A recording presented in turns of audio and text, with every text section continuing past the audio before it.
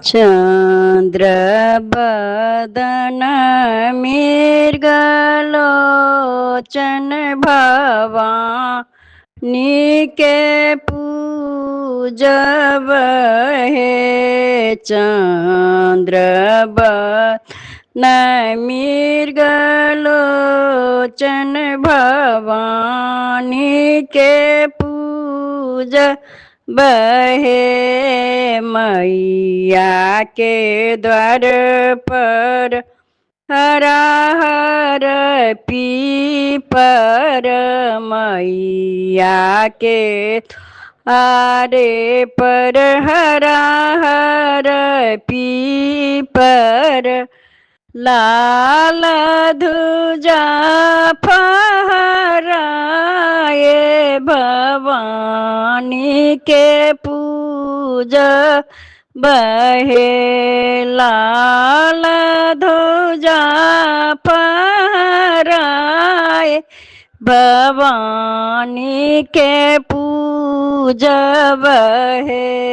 चंद्र दन मृगलोचन भवानी के पूजब हे।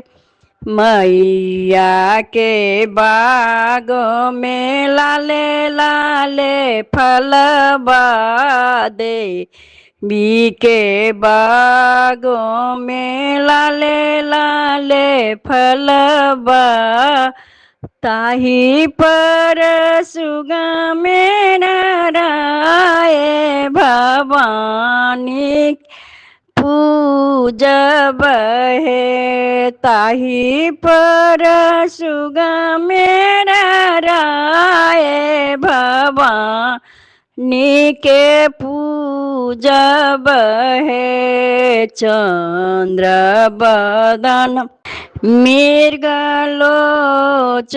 भवानी के पूजब हे। मैया के बागों में लाले लाले फूलबा, देवी के बागों में लाले लाले फूलबा, ताही पर भौरा मेरा आए। भवानी के पूजब हे, ताही पर भौरा में राए। भवानी के पूजब हे। चंद्र बदन मृगलोचन